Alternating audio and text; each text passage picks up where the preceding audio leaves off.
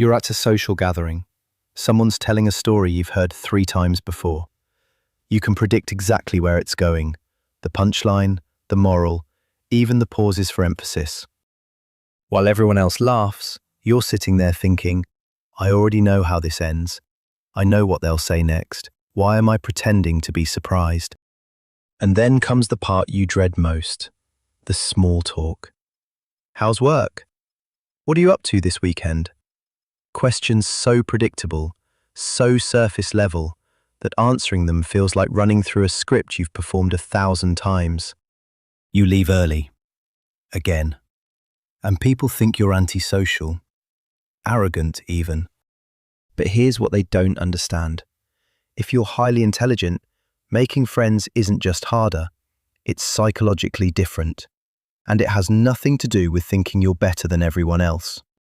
Today, I'm breaking down the actual psychology of why high intelligence makes forming friendships genuinely difficult.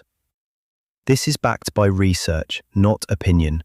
And by the end, you'll understand that struggling to connect isn't a personality flaw, it's a cognitive consequence. Let's start with the paradox no one talks about. Society tells us that intelligent people should have more friends, not fewer. After all, you're articulate, you understand people, you can hold interesting conversations. The assumption is high IQ equals high social success. But research shows the opposite. A 2016 study published in the British Journal of Psychology found something fascinating. People with higher IQs report lower life satisfaction when they have more frequent social interactions. Let me repeat that. The more social contact highly intelligent people have, the less happy they are. This goes against everything we're told about humans being social creatures. So what's happening here? There's a theory called the Savannah theory of happiness, proposed by evolutionary psychologists Satoshi Kanazawa and Norman Lee. It argues that our brains are still wired for ancestral environments, small tribes, tight-knit groups, survival-based cooperation. For most people, this wiring still works. Social interaction releases dopamine. Being around others feels good. Community equals safety. But here's where it gets interesting. Highly intelligent people's brains adapt differently to modern environments. The theory suggests that intelligence evolved as an ability to solve novel problems our ancestors never faced. The smarter you are, the better you adapt to situations that aren't ancestral. For most people, modern isolation feels wrong because it contradicts tribal wiring. But for highly intelligent people, solitude doesn't trigger the same distress. Your brain has already adapted. You don't need the tribe the same way. But there's another layer. Friendships require cognitive resources, emotional regulation, perspective taking, memory of shared experiences, managing expectations. For most people, these processes run on autopilot. They're intuitive. But research shows that highly intelligent people often have what's called overactive analytical processing. Your brain doesn't just experience social interactions, it analyzes them in real time. You're noticing micro-expressions that don't match words, logical inconsistencies in stories, status games being played, performative behavior. Most people's brains filter this out.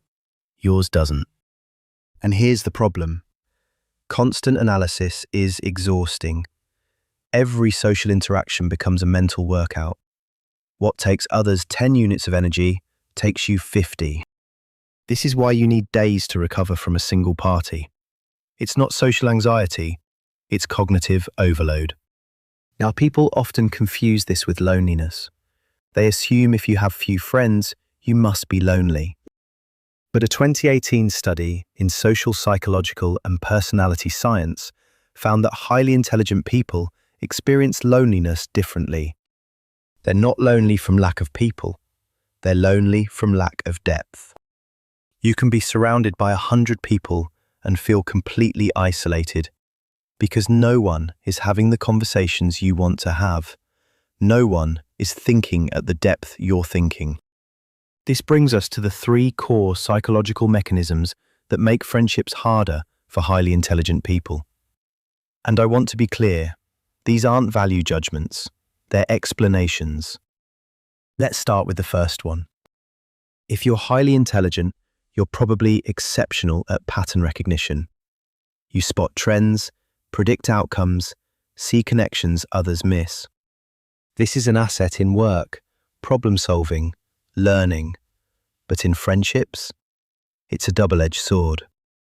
Because once you've had enough social interactions, you start seeing the patterns. You recognize the types of conversations people default to, the social scripts they're following, the predictable emotional arcs, the topics that will come up in every gathering.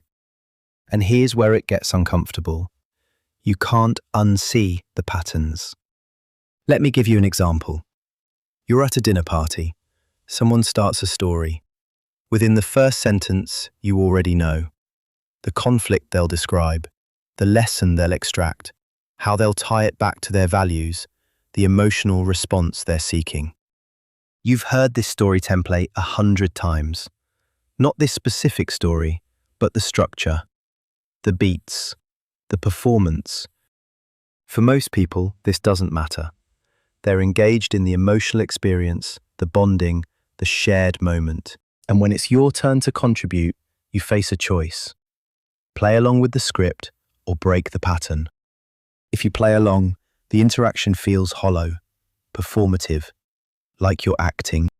If you break the pattern, if you say something unexpected, something that goes deeper, people often get uncomfortable. You violated the social script. Now you're the weird one.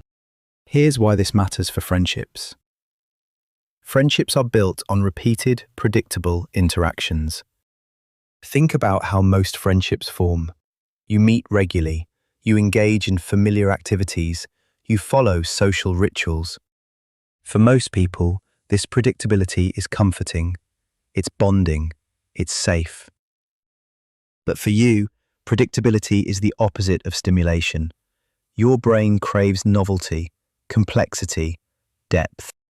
So you start avoiding the hangouts, the recurring brunches, the same group dynamics, because your brain has already mapped them.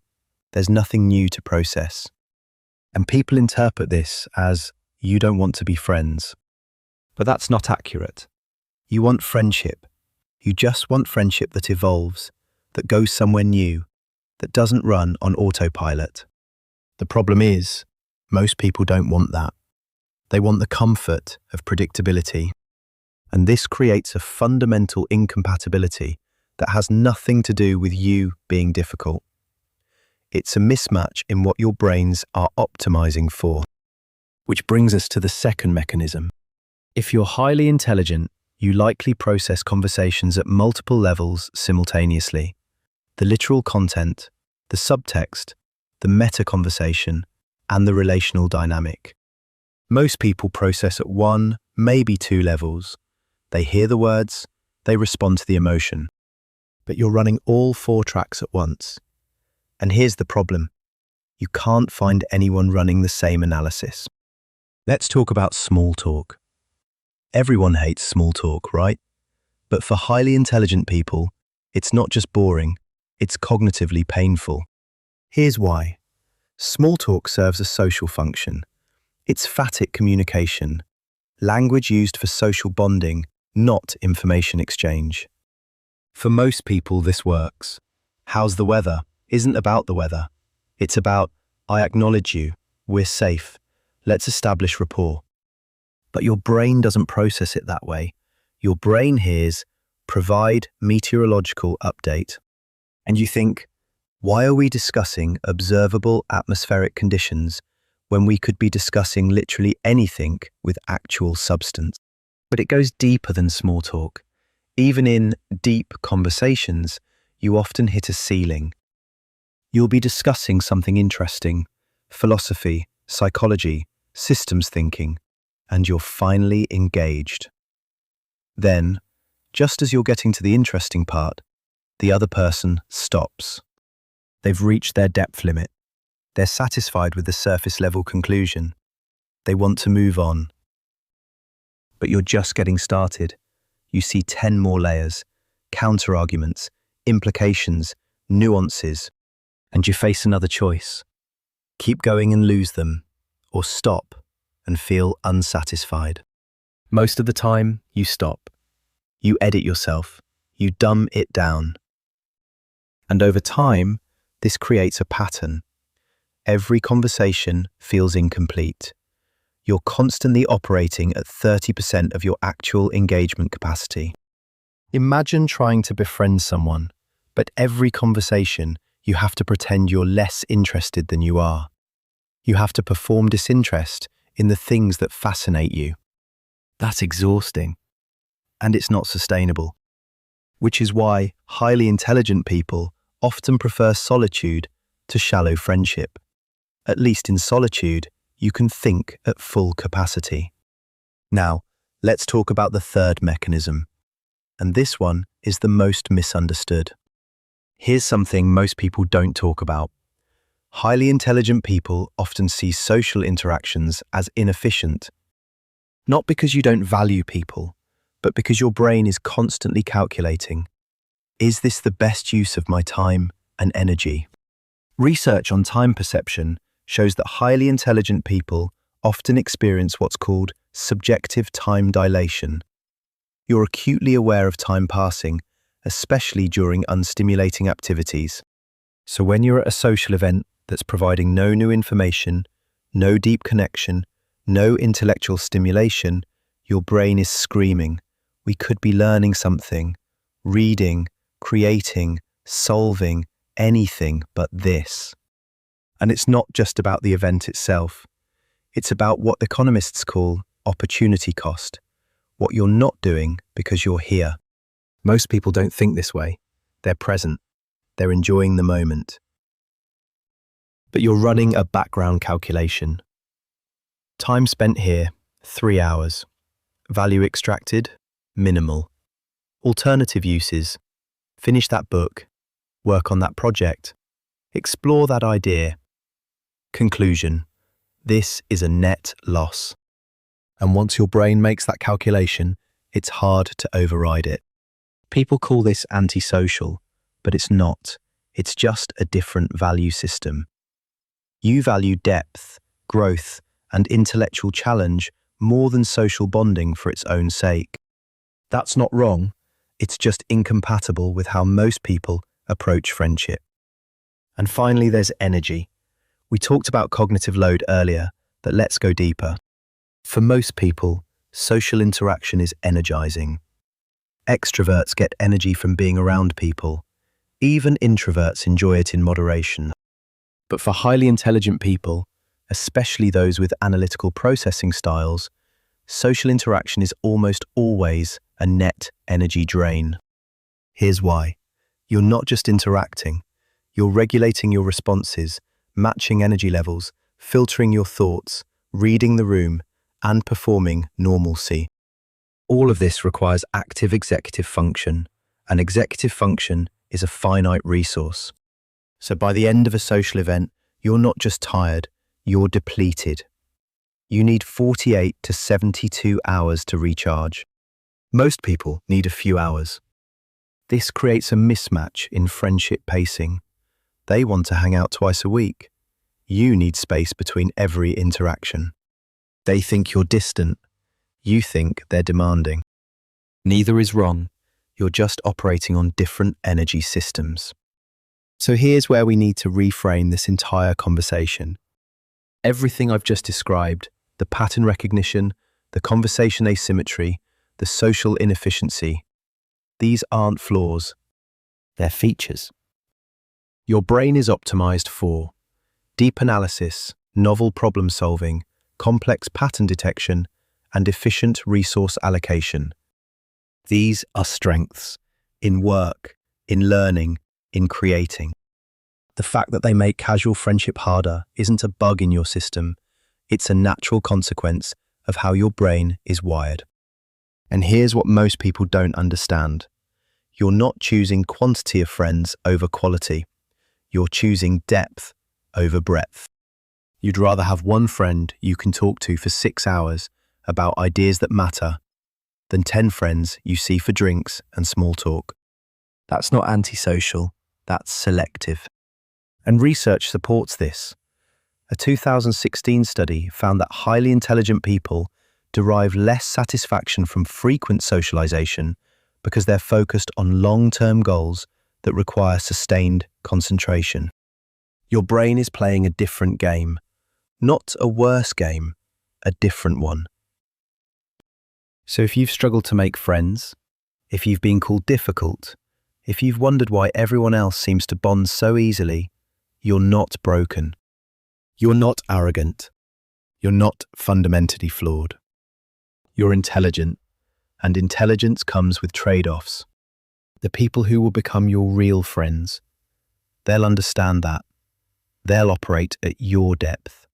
They'll value substance over script. Those friendships are rare, but they're worth the wait. If this resonated with you, do me a favor, drop a comment and tell me which mechanism hit hardest. Pattern recognition, conversation asymmetry, social inefficiency. I read every comment, and your insights help me understand what to cover next. If you want more psychology content like this, deep dives, research-backed, no fluff, hit subscribe. I post every week. And if you know someone who needs to hear this, someone who's been called difficult or antisocial when they're really just wired for depth, send them this video. You're not alone, and you're not wrong. Thanks for watching. I'll see you in the next one.